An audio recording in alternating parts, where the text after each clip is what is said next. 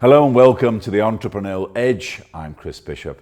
Now this week we go across Africa for the story of an entrepreneur that has its roots in the fertile volcanic shores of Lake Kivu in Rwanda, just near the border with the Democratic Republic of Congo, 4,800 feet above sea level.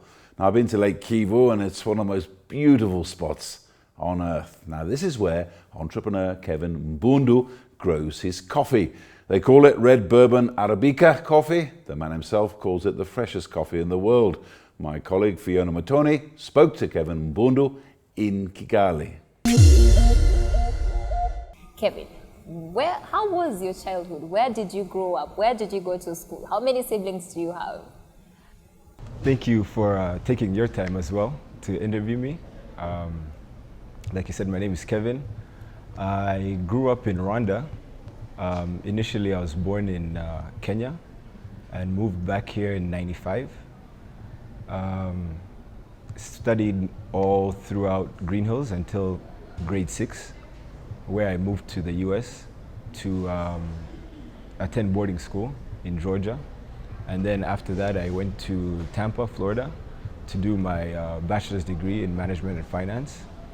And after I finished school in 2015, I decided to move back and start working in Rwanda.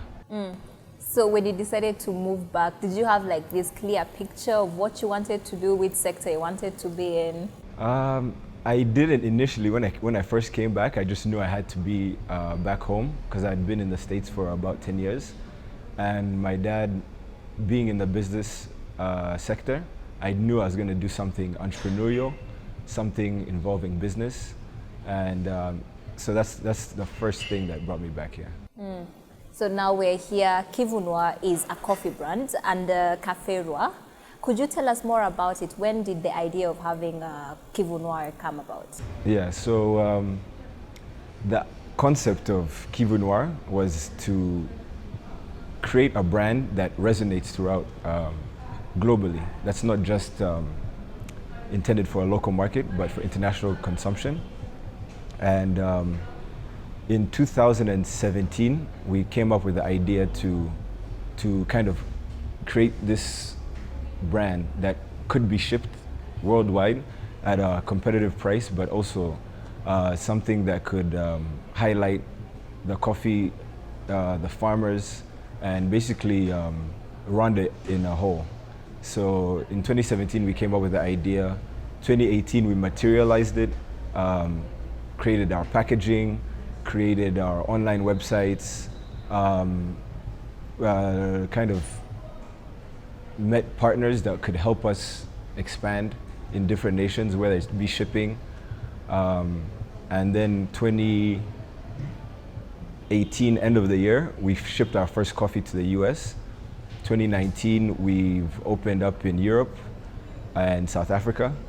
And by the end of this year, I'm hoping to have a presence in China as well. That's much growth in just a few years. Yeah. Congratulations for that. And under Cafe Roi, there are other coffee brands. What sets Kivu Noir aside from all these other coffee brands? So, like you said, Cafe Roi is the main company, and it's having 3 different brands. One is Kivu Noir, obviously we've highlighted. The other 2 is Tora and Kinunu. But these are mainly targeting local market consumption. And just given the names, we thought it wouldn't be beneficial to take those names for the international market because of the language. So we wanted to come up with something that is relatively easy to pronounce and easily recognizable. And that's why we used Kivu Noir. Along with that, we've also used more of a storyline approach and given the brand more of consistency than we have to other brands, just for our customers to identify with something and that they could feel genuinely happy about. And when you started Kivu Noir, when you ventured into the agriculture sector, did you have everything figured out? Did you know this is the action plan, I'm going to start this company, this is what I'm going to do? Take us throughout the whole process of creating this. Yeah, so initially we had talked about it. We've been exporting coffee, but I was not ready for what was about to happen. It kind of caught me off guard. I didn't expect to get this kind of reception from it. but I'm quite happy with it. I've learned along the way. I'm still learning right now.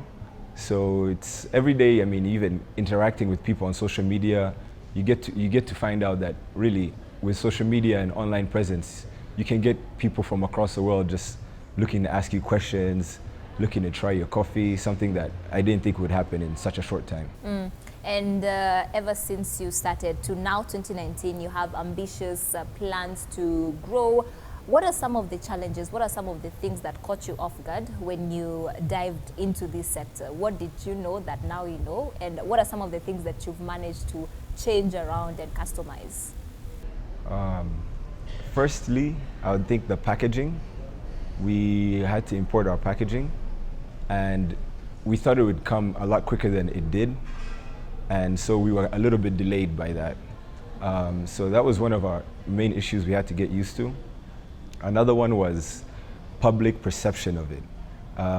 So we're on Amazon and online, so people are free to write reviews as soon as they buy something. So I was caught off guard also by how many people could write good reviews, also bad reviews. And it was also a learning curve to kind of up my game in such a short time so that we could kind of keep the brand in a good space, having good reviews. And thirdly is how much we should be shipping, because in economics, the more you ship, the cheaper it is per kilogram is how we count. But the more you ship, and you can have overabundance of stock somewhere, and it loses its value the longer it stays in stock. So just trying to match the supply and the demand is really the last stage I'm on right now, as well as the other things I had mentioned. Yeah. So far, how many coffee trees do you have? How big is the coffee farm? And how much capacity did you take ever since the company started till now? So just to give you an idea, how Café Noir works is we have 5 different working stations. They're called the washing stations, so 5 different farms. But in Rwanda, because there's so many different smallholder farmers, that's who we're working with. Our capacity is limited to how big our washing station is.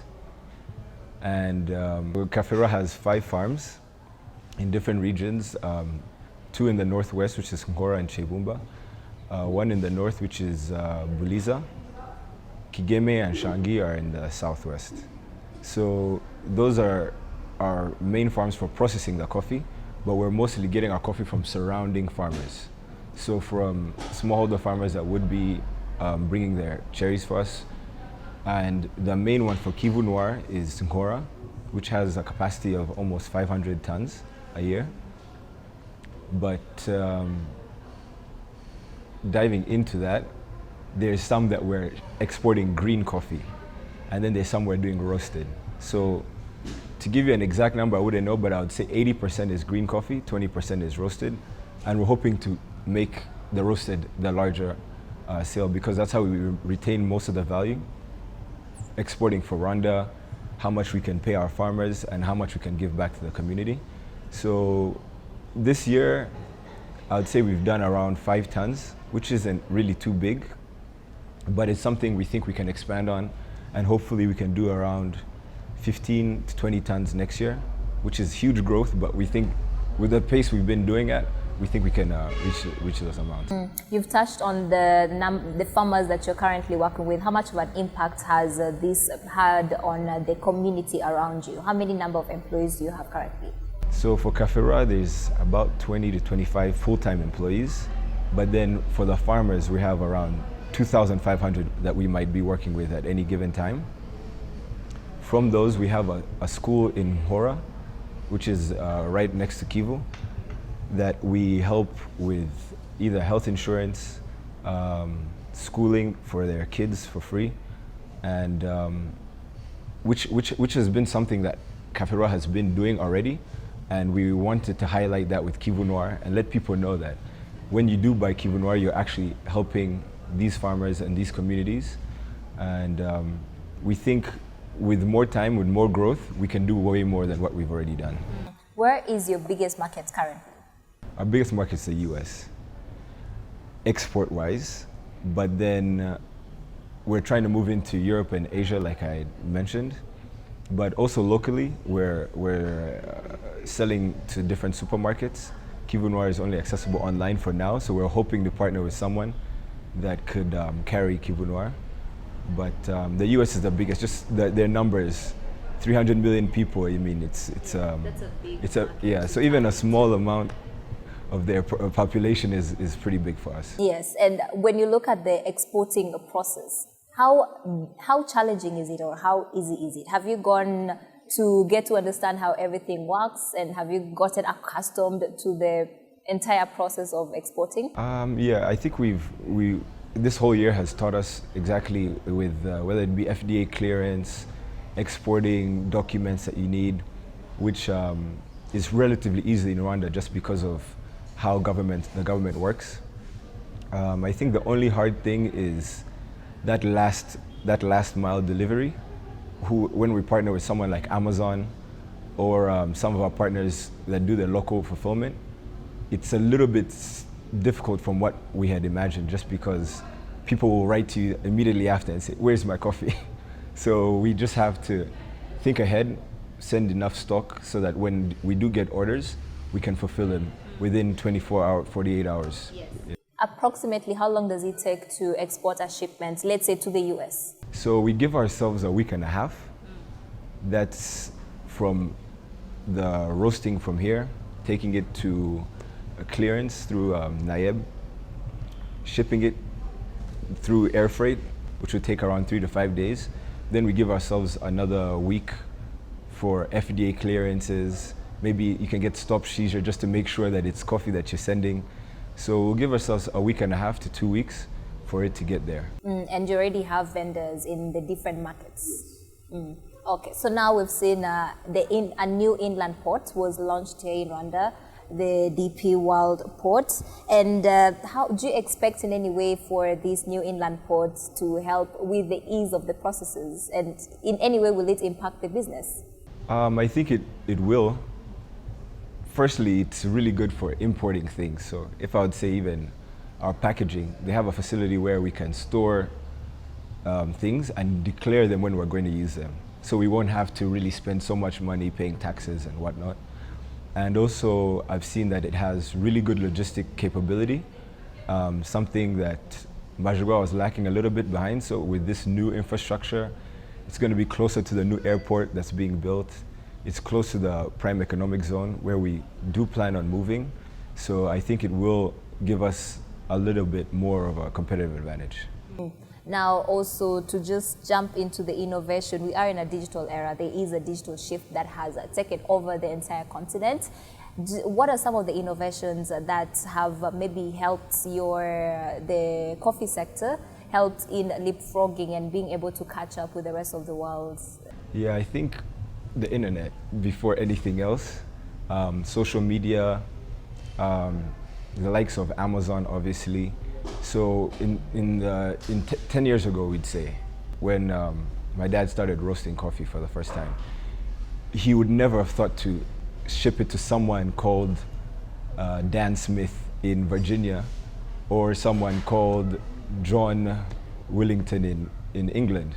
But now that we have direct social media marketing, we have the likes of Amazon that can ship to these people within such a short time, it's really leapfrogged us to jump to that level.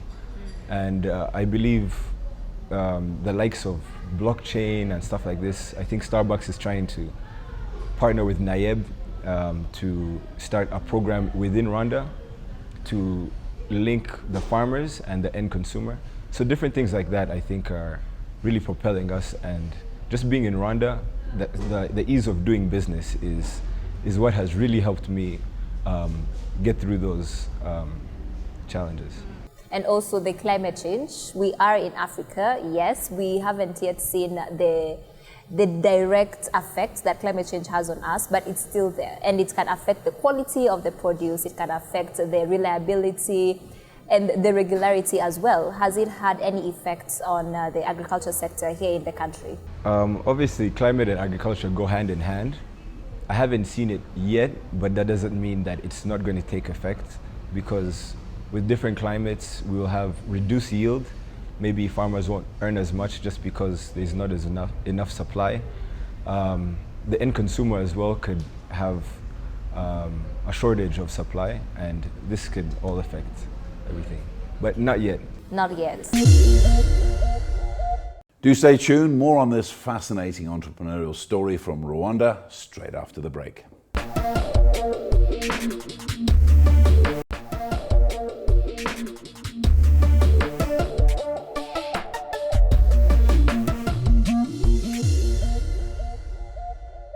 You're with the Entrepreneurial Edge, and I'm Chris Bishop. Now, this week we're in Rwanda and with an entrepreneur called Kevin Mbundu, who's speaking to my colleague in Kigali, Fiona Matoni. Are there any specific things that you're doing as a player in the agriculture sector to cushion yourself from the effects of climate change? Yeah, so maybe the one thing I'd mention is the irrigation, because most people in Rwanda actually just pray for rain, if I could say that. In the farm areas, a lot of people don't think to invest in such an expensive equipment that could sustain agriculture gains or yield, I could say, throughout the year.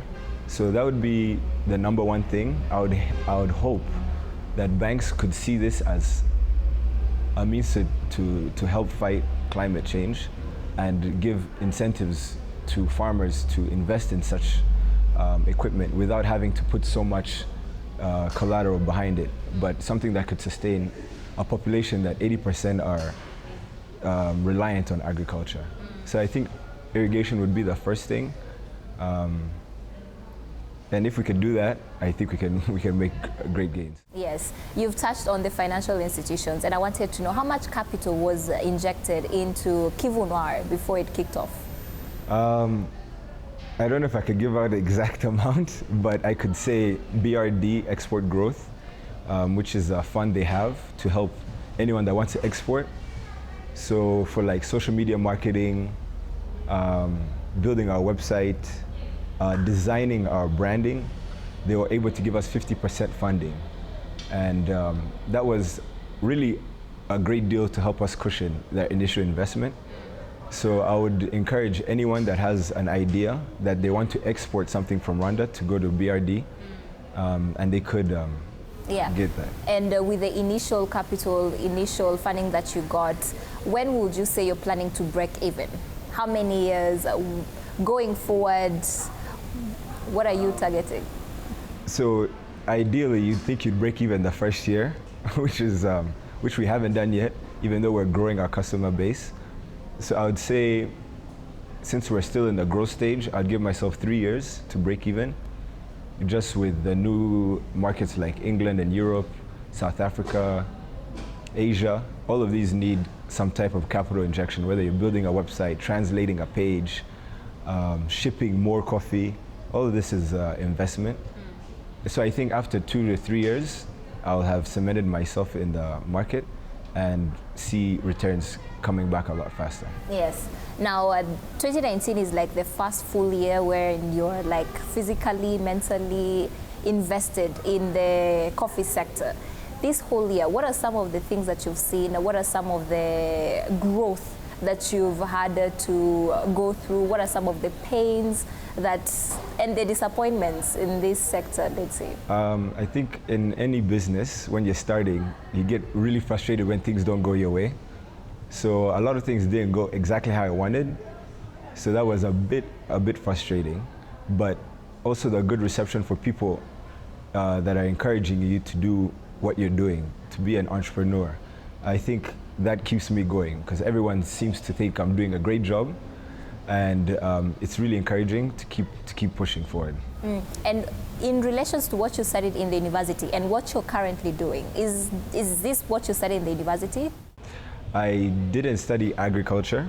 But where are you getting the knowledge from? Would you say there are incubator hubs here? Would you say maybe hanging around people in the same Luckily, sector? I have a mentor like my father. So he's helped me understand the ins and outs of business in coffee, the employees I'm working with as well.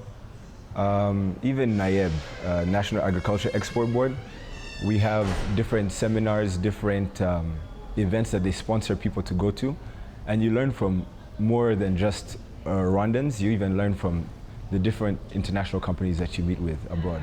Now, the agriculture sector, many people depend on it, many people rely on it for food, to make a living and everything. And now also the coffee sector. We have new players who are entering into the scene. Do you think that it will get to a point where the coffee sector is competitive here in Rwanda, or is still there room to grow? I think there's still room to go. I think the first thing would be to stop the sale of like these instant coffee, Nescafe, Nestle.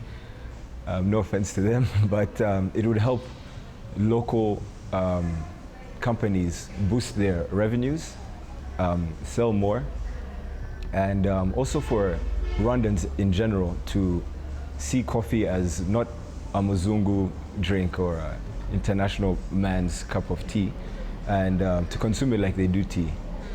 Of course, there's some challenges with the equipment you use to make coffee. It's not as easy as making tea, but I hope to actually in the next year bring some of these single-serve coffee capsules that will encourage people to make it as fast as they do make tea and not have to invest so much in a machine. Yes, you've touched on the mindset here in Rwanda. Not many people, just a very, very small percentage of the Rwandans here take coffee, yet we have very good brands, coffee brands here in the country. What do you think are some of the reasons behind this, and what is Kivu Noir going to do to change that mindset? So initially, I think it was from the colonial times when, if don't get me wrong, it was either the Belgians or the Germans that introduced coffee planting, and they wouldn't even let their farmers consume it. So people treated it as something for these colonialists, and I think it's translated generationally. And I think what I could do is just educate people more, which is what Kivu Noir is about. Educate people more about the farmers, where it comes from, how good it is for you, and how nice it tastes. And hopefully that could push us forward into being a coffee-consuming nation. Do you yourself drink coffee? I love it. You love coffee. How many cups in a day? I try to limit myself to 1 or 2. 1 or 2. Yeah. Okay, so seeing how much of an impact coffee has on the country's economic growth, what are some of the things that the government of Rwanda has managed to do, has managed to put forward in order to create a conducive environment for the players in the agriculture sector? So NAEB is obviously the first thing I would want to bring up. I talked about the BRD export growth. They also have facilities that people, if you don't have your own facility, you can use a shared one that the government has initiated. And I think that is doing a lot of work for most startups and most people that would want to get into it, where they don't have to expense so much on starting a brand or a facility. And also, before I do let you go, what would you say you're adding to the Rwandan agriculture sector? What value are you bringing? Highlighting the farmers, letting people know that a lot of Rwandans are sustained by what they grow, what they sell, and I think that is really what my main goal would be, and also for people to understand that in Rwanda we can create just as good of brands as any international player, and yeah, I think that's my message. That's your message to cut across. And also message to young people. We are in a digital era. We are having conversations around the fourth industrial revolution, and we're seeing many young people moving towards machine learning and other sectors in the IT. You yourself, you are in the agriculture sector. What would you say to encourage them to actually come and join the agriculture sector? From agriculture sector initially is something people consider a bit traditional. So what would you say to convince them to come into the sector? There's a lot of things I could go through. Maybe I can limit myself. I think the first one would be mechanization, whether it be tractors, irrigation, cold chain facilities like a cold truck, and then also blockchain. There's different things of blockchain where you can link farmers to end consumers, where you could also make sure that farmers are getting the right amount of money that they deserve from their produce. And social media. you can start a business in your house, start posting pictures, it doesn't cost you anything. And all these different things are what young people could bring to agriculture, because our agriculture today is for really generational old farmers that have been doing the same practices for 30 to 50 years, where now that our youth is the majority of the population, we can bring these things and teach our older generation that we can use this to sell more, we could use this to make more from what we do. And I think that would be my message. And where do you see your company in 10 years' time? In 10 years' time, I hope to be bigger than Starbucks. There's a fascinating entrepreneurial story there from Rwanda. I'm afraid that's all we've got time for on this edition of the Entrepreneurial Edge. From me, Chris Bishop, it's goodbye.